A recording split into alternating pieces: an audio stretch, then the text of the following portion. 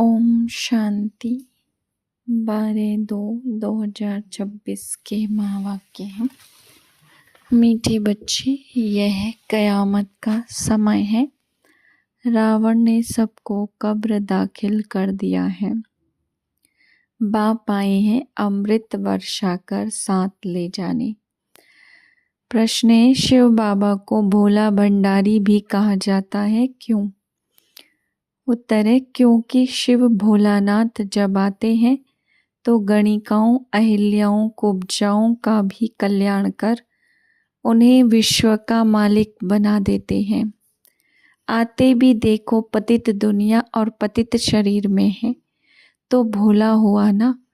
भोले बाप का डायरेक्शन है, मीठे बच्चे अब अमृत पियो, विकारों रूपी विष को छोड़ दो। गीत है दूर देश का रहने वाला। ओम शांति। रूहानी बच्चों ने गीत सुना, अर्थात रूहों ने इस शरीर के कान कर्मेंद्रियों द्वारा गीत सुना। दूर देश के मुसाफिर आते हैं, तुम भी मुसाफिर हो ना। जो भी मनुष्य आत्माएं हैं वह सब मुसाफिर हैं। आत्माओं का कोई भी घर नहीं है। आत्मा है निराकार, निराकारी दुनिया में रहने वाली निराकारी आत्माएं हैं। उनको कहा जाता निराकारी आत्माएं का घर, देश व लोक। इनको जीव आत्माओं का देश कहा जाता और वह है आत्माओं का देश। फिर आत्माएं यहाँ आकर शरीर में जब प्रवेश करती हैं तो निराकार से साकार बन जाती है। ऐसे नहीं कि आत्मा का कोई रूप नहीं है, रूप भी जरूर है, नाम भी है। इतनी छोटी आत्मा कितना पार्ट बजाती है इस शरीर द्वारा। हर एक आत्मा में पार्ट बजाने का कितना रिकॉर्ड भरा हुआ है। रिकॉर्ड एक बार भर जाता है, फिर कितना बारी भी रिपीट करो वही चलेगा। वैसे आत्मा भी इस शरीर के अंदर रिकॉर्ड है, जिसमें 84 जन्मों का पार्ट भरा हुआ है। जैसे बाप निराकार है, वैसे आत्मा भी निराकार है। कहाँ कहाँ शास्त्रों में लिख दिया है वह नाम रूप से न्यारा है, परंतु नाम रूप से न्यारी कोई वस्तु होती नहीं। आकाश भी पोलार है, नाम तो है ना आकाश, बिगर नाम कोई चीज होती नहीं। मनुष्य कहते हैं परमपिता परमात्मा, अब दूर देश में तो सब आत्माएं रहती हैं। यह साकार देश है, इसमें भी दो का राज्य चलता है, राम राज्य और रावण राज्य। आधा कल्प है राम राज्य, आधा कल्प है रावण राज्य। बाप कभी बच्चों के लिए दुख का राज्य थोड़ी बनाएंगे। कहते हैं ईश्वर ही सुख दुख देते हैं। बाप समझाते हैं मैं कभी बच्चों को दुख नहीं देता हूँ। मेरा नाम ही है दुख हरता सुख करता। यह मनुष्यों की भूल है। ईश्वर कभी दुख नहीं देंगे। इस समय है ही दुख धाम। आधा कल्प रावण राज्य में दुख ही दुख मिलता है, सुख की तो रत्ती भी नहीं। सुख धाम में फिर दुख होता ही नहीं। बाप स्वर्ग की रचना रचते हैं, अभी तुम हो संगम पर।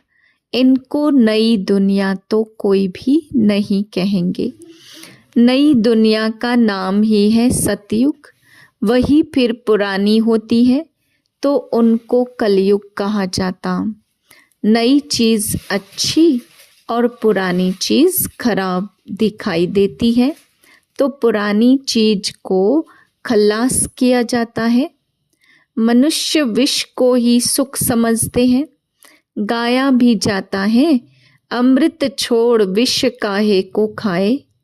फिर कहते हैं तेरे बहाने सर्व का भला। आप जो आकर करेंगे उससे भला ही होगा। नहीं तो रावण राज्य में मनुष्य बुरा ही काम करेंगे। यह तो अब बच्चों को पता पड़ा है कि गुरु नानक को 500 वर्ष हुए, फिर कब आएंगे? तो कहेंगे उनकी आत्मा तो जोत जोत समा गई। आएंगे फिर कैसे? तुम कहेंगे आज से 4500 वर्ष बाद गुरु नानक फिर आएंगे। तुम्हारी बुद्धि में सारे वर्ल्ड की हिस्ट्री ज्योग्राफी चक्र लगाती रहती है। इस समय सब तमो प्रधान है। इनको कयामत का समय कहा जाता है। सभी मनुष्य जैसे कि मरे पड़े हैं, सबकी जोत उझाई हुई है। बाप आते हैं सबको जगाने। बच्चे जो काम चिता पर बैठ भस्म हो गए हैं, उन्हों को अमृत वर्षा से जगाए साथ ले जाएंगे। माया रावण ने काम चिता पर बिठाए कब्र दाखिल कर दिया है। सभी सो गए हैं। अब बाप ज्ञान अमृत पिलाते हैं। अब ज्ञान अमृत कहाँ और वह पानी कहाँ? सिख लोगों का बड़ा दिन होता है तो बड़े धूमधाम से तालाब को साफ करते हैं, मिट्टी निकालते हैं। इसलिए नाम रखा है अमृतसर, अमृत का तालाब। गुरु नानक ने भी बाप की महिमा की है। खुद कहते एको ओमकार सतनाम, वह सदैव सच बोलने वाला है। सत्यनारायण की कथा है ना, तो मनुष्य भक्ति मार्ग में कितनी कथाएं सुनते आए हैं। अमर कथा, तीजरी की कथा। कहते हैं शंकर ने पार्वती को कथा सुनाई। वह तो सूक्ष्म वतन में रहने वाले, वहां फिर कथा कौन सी सुनाई? यह सब बातें बाप बैठ समझाते कि वास्तव में तुमको अमर कथा सुनाए, अमर लोक में ले जाने में आया हूँ। मृत्यु लोक से अमर लोक में ले जाता हूँ। बाकी सूक्ष्म वतन में पार्वती ने क्या दोष किया जो उनको अमर कथा सुनाएंगे? शास्त्रों में तो अनेक कथाएं लिख दी हैं। सत्यनारायण की सच्ची कथा तो है नहीं। तुमने कितनी सत्यनारायण की कथाएं सुनी होंगी। फिर सत्यनारायण कोई बनते हैं क्या? और ही गिरते जाते। अभी तुम समझते हो हम नर से नारायण और नारी से लक्ष्मी बनते हैं। यह है अमर लोक में जाने के लिए सच्ची सत्यनारायण की कथा, तीजरी की कथा। तुम आत्माओं को ज्ञान का तीसरा नेत्र मिला है। बाप समझाते हैं तुम ही गुलगुल पूज्य थे, फिर 84 जन्मों के बाद तुम ही पुजारी बने हो। इसलिए गाया हुआ है आपे ही पूज्य आपे ही पुजारी। बाप कहते हैं मैं तो सदैव पूज्य हूँ, तुमको आकर पुजारी से पूज्य बनाता हूँ। यह है पतित दुनिया। सतयुग में पूज्य पावन मनुष्य और इस समय है पुजारी पतित मनुष्य। साधु संत गाते रहते हैं पतित पावन सीताराम। यह अक्षर है राइट। सब सीताएं ब्राइड्स हैं। कहते हैं हे राम आकर हमको पावन बनाओ। सब भक्तियां पुकारती हैं, आत्मा पुकारती है हे राम। गांधी जी भी गीता सुनाकर पूरी करते थे तो कहते थे हे पतित पावन सीताराम। अभी तुम जानते हो गीता कोई श्री कृष्ण ने नहीं सुनाई है। बाबा कहते हैं ओपिनियन लेते रहो कि ईश्वर सर्वव्यापी नहीं है। गीता का भगवान शिव है ना कि श्री कृष्ण। पहले तो पूछो गीता का भगवान किसको कहा जाता? भगवान निराकार को कहेंगे व साकार को। श्री कृष्ण तो है साकार, शिव है निराकार। वह सिर्फ स्तन का लोन लेते हैं, बाकी माता के गर्भ से जन्म नहीं लेते। शिव को शरीर है नहीं, यहाँ इस मनुष्य लोक में स्थूल शरीर है। बाप आकर सच्ची सत्यनारायण की कथा सुनाते हैं। बाप की महिमा है पतित पावन, सर्व का सदगति दाता, सर्व का लिबरेटर, दुख हरता सुख करता। अच्छा सुख कहाँ होता है? यहाँ नहीं हो सकता। सुख मिलेगा दूसरे जन्म में, जब पुरानी दुनिया खत्म हो और स्वर्ग की स्थापना हो जाएगी। अच्छा लिबरेट किससे करते हैं? रावण के दुख से। यह तो दुख धाम है ना। अच्छा फिर गाइड भी बनते हैं। यह शरीर तो यहाँ खत्म हो जाते हैं, बाकी आत्माओं को ले जाते हैं। पहले साजन फिर सजनी जाती है। वह है अविनाशी सलोना साजन, सबको दुख से छुड़ाए पवित्र बनाए घर ले जाते हैं। शादी कर जब आते हैं तो पहले होता है घोट पति, पिछाड़ी में ब्राइड्स पत्नी रहती है, फिर बारात होती है। अब तुम्हारी माला भी ऐसी है। शिव बाबा ऊपर में फूल, उसे नमस्कार करेंगे। फिर युगल दाना है ब्रह्मा सरस्वती। फिर हो तुम जो बाबा के मददगार बनते हैं। फूल शिव बाबा की याद से ही सूर्यवंशी विष्णु की माला बने हो। ब्रह्मा सरस्वती सो लक्ष्मी नारायण बनते, लक्ष्मी नारायण सो ब्रह्मा सरस्वती बनते हैं। इन्होंने मेहनत की है तब तो पूजे जाते हैं। कोई को पता नहीं है माला क्या चीज है, ऐसे ही माला फेरते रहते हैं। 16,108 की भी माला होती है, बड़े बड़े मंदिरों में रखी जाती है। फिर कोई कहाँ से खींचेंगे। बाबा बॉम्बे में लक्ष्मी नारायण के मंदिर में जाते थे, माला जाकर फेरते थे, राम राम जपते थे, क्योंकि फूल एक ही बाप है ना। फूल को ही राम राम कहते हैं। फिर सारी माला पर माथा टेकते हैं।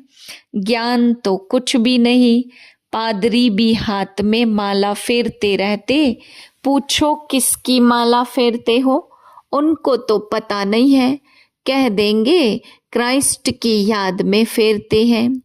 उनको यह पता नहीं कि क्राइस्ट की खुद आत्मा कहाँ है। तुम जानते हो क्राइस्ट की आत्मा अब तमो प्रधान है। तुम भी तमो प्रधान बेगर थे, अब बेगर टू प्रिंस बनते हो।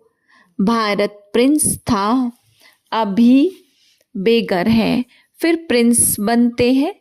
बनाने वाला है बाप। तुम मनुष्य से प्रिंस बनते हो। एक प्रिंस कॉलेज भी था, जहाँ प्रिंस से जाकर पढ़ते थे। तुम यहाँ पढ़कर 21 जन्म के लिए स्वर्ग में प्रिंसेज बनते हो।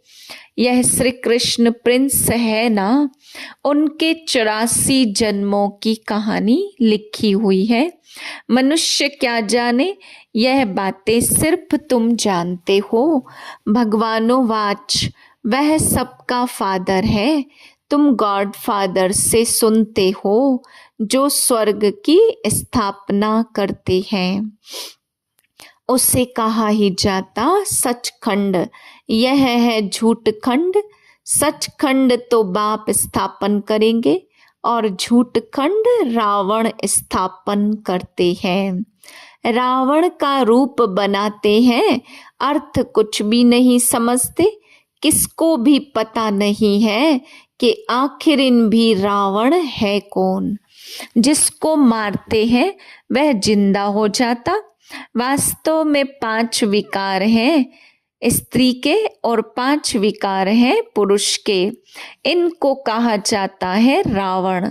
उनको मारते हैं, रावण को मारकर फिर सोना लूटते हैं।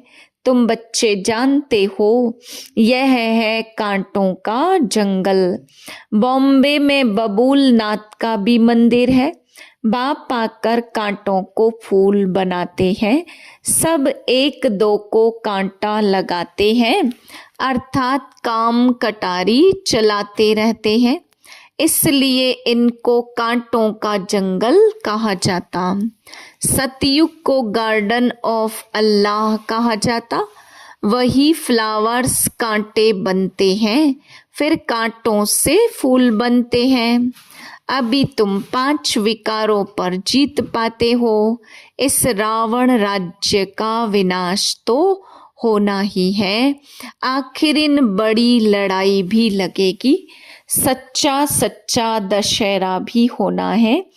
रावण राज्य ही खलास हो जाएगा। फिर तुम लंका लूटेंगे, तुमको सोने के महल मिल जाएंगे। अभी तुम रावण पर जीत प्राप्त कर स्वर्ग के मालिक बनते हो। बाबा सारे विश्व का राज्य भाग्य देते हैं, इसलिए इनको शिव भोला भंडारी कहते हैं। गणिकाएं, अहिल्याएं, कुब्जाएं, सबको बाप विश्व का मालिक बनाते। कितना भोला है। आते भी है पतित दुनिया पतित शरीर में। बाकी जो स्वर्ग के लायक नहीं है वह विष पीना छोड़ते ही नहीं। बाप कहते हैं बच्चे अभी यह अंतिम जन्म पावन बनो। यह विकार तुमको आदि मध्य अंत दुखी बनाते हैं। क्या तुम इस एक जन्म के लिए विष पीना छोड़ नहीं सकते हो? मैं तुमको अमृत पिलाकर अमर बनाता हूँ, फिर भी तुम पवित्र नहीं बनते हो। विष बिगर, सिगरेट शराब बिगर रह नहीं सकते हो। मैं बेहद का बाप तुमको कहता हूँ बच्चे, इस एक जन्म के लिए पावन बनो तो तुमको स्वर्ग का मालिक बनाऊंगा। पुरानी दुनिया का विनाश और नई दुनिया की स्थापना करना यह बाप का ही काम है।